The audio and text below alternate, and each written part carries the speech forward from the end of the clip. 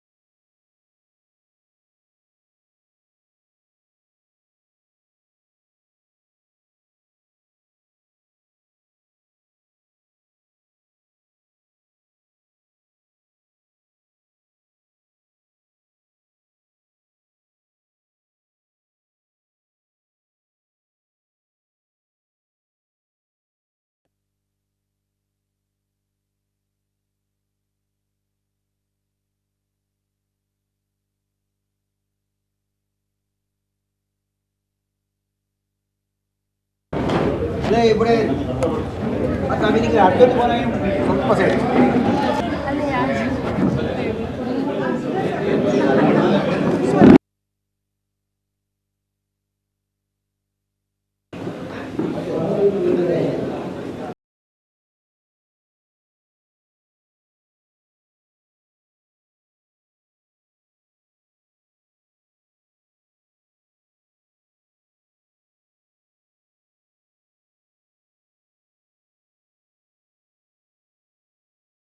ಇನ್ನು ಉಡುಪಿ ಜಿಲ್ಲೆಯಲ್ಲಿ ಈ ಬಾರಿ ಮತ್ತೆ ಕಾಂಗ್ರೆಸ್ ಸೋಲು ಕಂಡಿದ್ದು ಸೋಲಿನ ಅಂತರವನ್ನು ಮಾತ್ರ ಕಡಿಮೆ ಮಾಡಿಕೊಂಡಿದೆ. ಶೋಭಾ ಕರಂದ್ಲಾಜೆಗೆ ಗೋ ಬ್ಯಾಕ್ ಬಿಸಿ ಮುಟ್ಟಿಸಿ ಬೆಂಗಳೂರಿಗೆ ಶಿಫ್ಟ್ ಆದಾಗ ಸಿಂಪಲ್ ಮ್ಯಾನ್ ಕೋಟಾಗೆ ಅನಿರೀಕ್ಷಿತವಾಗಿ ಟಿಕೆಟ್ ಒಲ್ದಿದೆ. ಚಿಕ್ಕಮಗಳೂರು ವಿಧಾನಸಭಾ ಕ್ಷೇತ್ರದಲ್ಲಿ ಬಿಜೆಪಿ 5 ಸೀಟುಗಳನ್ನು ಕಳೆದುಕೊಂಡಿದ್ದು ಅದರ ಲಾಭ ಕಾಂಗ್ರೆಸ್ಗೆ ಆಗಬಹುದು ಅನ್ನೋ ಲೆಕ್ಕಾಚಾರ ಹಾಕಲಾಗಿತ್ತು. ಜಯಪ್ರಕಾಶ್ ಹೆಗ್ಡೆ ಅವರ ವೈಯಕ್ತಿಕ ವರ್ಚಸ್ಸು ಮತ್ತು ಕಾಂಗ್ರೆಸ್ ಸರ್ಕಾರದ ಗ್ಯಾರಂಟಿ ಈ ಬಾರಿ ಕೈ ಹಿಡಿಯಬಹುದು ಅನ್ನೋ ಲೆಕ್ಕಾಚಾರ ಹಾಕಲಾಗಿತ್ತು. ಆದರೆ ಕಾಂಗ್ರೆಸ್ ಕಾರ್ಯಕರ್ತರ ಎಲ್ಲ ಲೆಕ್ಕಾಚಾರ ಉಲ್ಟಾ ಹೊಡೆದು ಕೋಟಾ ಶ್ರೀನಿವಾಸ್ ಪೂಜಾರಿ ದಾಖಲೆ ಮತಗಳ ಅಂತರದಲ್ಲಿ ಗೆದ್ದು ದೆಹಲಿಯತ್ತ ಮುಖ ಮಾಡಿದ್ದಾರೆ. ಈ ಗೆಲುವಿನ ಬಗ್ಗೆ ಕೋಟಾ ಶ್ರೀನಿವಾಸ್ ಪೂಜಾರಿ ತಮ್ಮ ಸಂತಸವನ್ನ ಹಂಚಿಕೊಂಡಿದ್ದಾರೆ.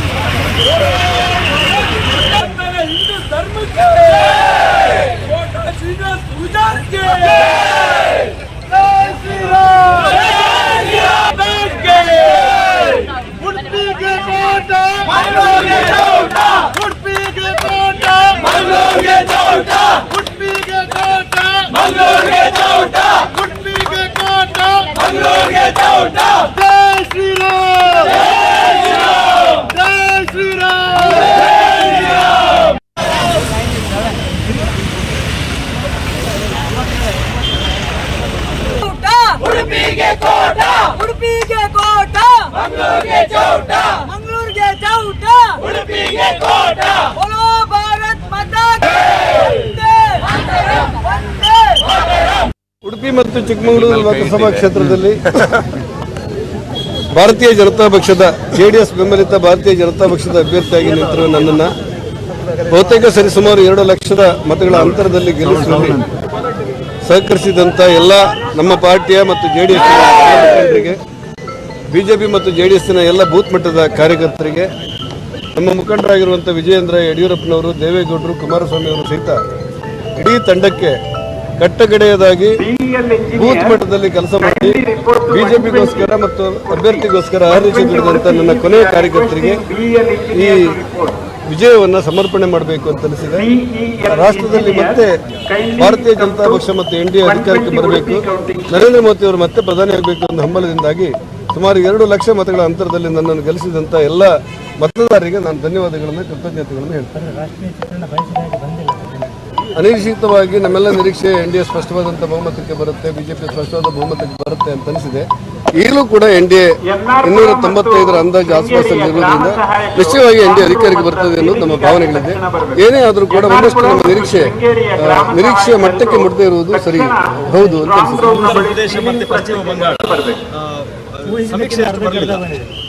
ನಾವು ಯಾವ ಉತ್ತರ ಪ್ರದೇಶ, ಪಶ್ಚಿಮ ಬಂಗಾಳ, ರಾಜಸ್ಥಾನದಲ್ಲಿ ನಾವು ಊಹೆ ಮಾಡಿದ ಪ್ರಮಾಣದಲ್ಲಿ ಬಂದಿಲ್ಲದೆ ಇರುವುದೇ ಇದಕ್ಕೆ ಕಾರಣ.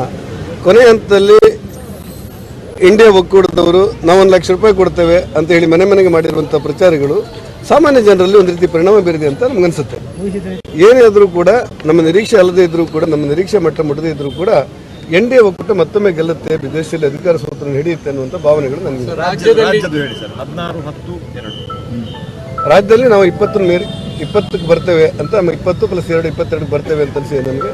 ರಾಜ್ಯದಲ್ಲಿ ನಾವು ನಮ್ಮ ನಿರೀಕ್ಷೆಗಿಂತ ಸ್ವಲ್ಪ ಕೆಳಗಿದ್ದೇವೆ, ಆದರೆ ತುಂಬಾ ಕಡಿಮೆ ಏನಲ್ಲ. 16 ಮತ್ತು 2 18 19 ನಾವು ಬರ್ತೇವೆ. 17 + 2 19 20 ನಾವು ಬರ್ತೇವೆ ಅಂತ ನಂಗೆ ಅನಿಸಿದೆ. ಏನೋ ಭಾರತೀಯ ಜನತಾ ಪಾರ್ಟಿಯ ಗೆಲುವಿನ ಬಗ್ಗೆ ಸಂಸದ ನಳಿನ್ ಕುಮಾರ್ ಕಟೀಲು ಕೂಡ ಪ್ರತಿಕ್ರಿಯೆಯನ್ನ ನೀಡಿದ್ದಾರೆ. ದಕ್ಷಿಣ ಕನ್ನಡ ಜಿಲ್ಲಾ ಲೋಕಸಭೆಯಲ್ಲಿ ಅಭೂತಪೂರ್ವವಾಗಿರ್ತಕ್ಕಂಥ ಗೆಲುವು ಭಾರತೀಯ ಜನತಾ ಪಾರ್ಟಿ ಅಭ್ಯರ್ಥಿಯಾಗಿರ್ತಕ್ಕಂಥ ಕ್ಯಾಪ್ಟನ್ ವಿಜಯ್ ಚೌಟ ಅವರದ್ದಾಗಿದೆ. ಅವರಿಗೆ ಹೃದಯಪೂರ್ವಕವಾಗಿರ್ತಕ್ಕಂಥ ಅಭಿನಂದನೆಗಳನ್ನು ನಾನು ಸಲ್ಲಿಸ್ತೇನೆ. ಮುಂದಿನ ವರ್ಷಗಳ ಕಾಲ ಈ ಕ್ಷೇತ್ರದ ಅಭಿವೃದ್ಧಿಯನ್ನು ಮಾಡುವಂಥ ಅವಕಾಶಗಳು ಅವರಿಗೆ ಲಭಿಸಿದೆ. ಸಂಪೂರ್ಣವಾಗಿರ್ತಕ್ಕಂಥ ಅಭಿವೃದ್ಧಿಯನ್ನು ಮಾಡ್ತಾರೆ ಅನ್ನತಕ್ಕಂಥ ವಿಶ್ವಾಸದಿಂದ ಅವರಿಗೆ ಅಭಿನಂದನೆಗಳನ್ನು ಸಲ್ಲಿಸ್ತೇನೆ. ನಮ್ಮ ಜಿಲ್ಲೆಯಲ್ಲಿ ಉಸ್ತುವಾರಿ ಸಚಿವರಾಗಿ ಕೆಲಸ ಮಾಡಿರ್ತಕ್ಕಂಥ, ಈ ಕ್ಷೇತ್ರದ ವಿಧಾನ ಪರಿಷತ್ ಸದಸ್ಯರಾಗಿಯೂ ನಮಗೆಲ್ಲ ಮಾರ್ಗದರ್ಶನ ಮಾಡಿರ್ತಕ್ಕಂಥ ಕೋಟಾ ಶ್ರೀನಿವಾಸ ಪೂಜಾರಿ ಅವರು ಉಡುಪಿ ಚಿಕ್ಕಮಗಳೂರು ಲೋಕಸಭೆಯಲ್ಲೂ ಅಭೂತಪೂರ್ವವಾಗಿರ್ತಕ್ಕಂಥ ಗೆಲುವನ್ನು ಸಾಧಿಸಿದ್ದಾರೆ. ಅವರಿಗೂ ಅಭಿನಂದನೆಗಳನ್ನ ಸಲ್ಲಿಸ್ತೇನೆ. ನಮ್ಮ ನಾಯಕರಾಗಿರ್ತಕ್ಕಂಥ ವಿಜಯೇಂದ್ರ ಅವರ ನೇತೃತ್ವದಲ್ಲಿ ರಾಜ್ಯದಲ್ಲಿ 17 ಸ್ಥಾನಗಳಲ್ಲಿ ಇವತ್ತು ಭಾರತೀಯ ಜನತಾ ಪಾರ್ಟಿ ಮುನ್ನಡೆಯನ್ನು ಸಾಧಿಸಿದೆ. ಒಂದು ರೀತಿಯಲ್ಲಿ ನಮ್ಮೆಲ್ಲ ಲೋಕಸಭಾ ಚುನಾವಣೆ ಇವತ್ತು ನಮ್ಮ ನಿರೀಕ್ಷೆಯಂತೆ ಕಾರ್ಯಗಳ ಈ ಕ್ಷೇತ್ರ ರಾಜ್ಯದಲ್ಲಿ ಯಶಸ್ಸಿನ ಹಾದಿಗೆ ಹೋಗ್ತಾ ಇದೆ. ಇವತ್ತು ದೇಶದಲ್ಲೂ ಈಗಾಗಲೇ ಮತ ಎಣಿಕೆಯ ಕಾರ್ಯ ನಡೀತಾ ಇದ್ದು 295 ಕ್ಷೇತ್ರಗಳಲ್ಲಿ ಮುಂದಡೆಯನ್ನು ಸಾಧಿಸ್ತಾ ಇದೆ. ಮತ್ತೆ NDA ಆಡಳಿತ ಬರ್ತಕ್ಕಂಥ ನಿಶ್ಚಲ ಆಗಿದೆ. ಇವತ್ತು ಮೋದಿಯವರ ಆಡಳಿತ, ಮೋದಿಯವರ ಕಾರ್ಯಗಳು, ಅದರ ಮುಖಾಂತರವಾಗಿ ದೇಶದಲ್ಲಿ ಇವತ್ತು 3ನೇ ಬಾರಿಗೆ NDA ಸರ್ಕಾರ ರಚನೆ ಆಗುವಂತ ಹೋಗ್ತಾ ಇದೆ. ವಿಶೇಷವಾಗಿ ರಾಜ್ಯದ ಮತದಾರರಿಗೆ ನಾನು ಅಭಿನಂದನೆ ಸಲ್ಲಿಸ್ತೇನೆ. ಭಾರತೀಯ ಜನತಾ ಪಾರ್ಟಿಯ ನಮ್ಮ ಲೋಕಸಭಾ ಸದಸ್ಯರನ್ನ 17 ಕ್ಷೇತ್ರಗಳ ಜಾಗದಲ್ಲಿ ಆಯ್ಕೆ ಮಾಡುವಲ್ಲಿ ರಾಜ್ಯದ ಜನತೆ ಆಶೀರ್ವಾದ ಮಾಡಿದ್ದು ಅವರೆಲ್ಲರಿಗೂ ಅಭಿನಂದನೆಗಳನ್ನು ಸಲ್ಲಿಸ್ತೇನೆ. ಸಹಜವಾಗಿ ಚುನಾವಣೆಯಿಂದ ಚುನಾವಣೆಗಳಿಗೆ ವ್ಯತ್ಯಾಸಗಳಿರ್ತದೆ. ಈ ಬಾರಿಯ ಚುನಾವಣೆಯಲ್ಲಿ ಬೇರೆ ಬೇರೆ ಕಾರಣಗಳನ್ನು ಇಟ್ಕೊಂಡು ಕಾಂಗ್ರೆಸ್ ಅವರು ಗ್ಯಾರಂಟಿಯನ್ನು ಇಟ್ಕೊಂಡು ಜನರಿಗೆ ಆಶ್ವಾಸನೆಗಳನ್ನು ಕೊಟ್ಟುಕೊಂಡು ಮತ ಪಡೆಯುವಂಥ ಪ್ರಯತ್ನಗಳನ್ನು ಮಾಡಿದರು. ಮತ್ತು ರಾಜ್ಯದಲ್ಲಿ ಸರ್ಕಾರ ಹೊರದೇ ಇದ್ದಾಗ ಜನ ಅವರ ಗ್ಯಾರಂಟಿಗಳ ಬಗ್ಗೆ ಒಂದಷ್ಟು ಯೋಚನೆಗಳನ್ನು ಮಾಡಿದರು. ಆದರೂ ಭಾರತೀಯ ಜನತಾ ಪಾರ್ಟಿ ಅಭೂತಪೂರ್ವವಾಗಿರ್ತಕ್ಕಂಥ ಯಶಸ್ಸನ್ನು ಪಡೆದಿದೆ. ಬರೋ 1.5 ಲಕ್ಷ ಮತಗಳ ಅಂತರದಿಂದ ಇವತ್ತು ಗೆಲುವನ್ನು ಸಾಧಿಸಿದೆ.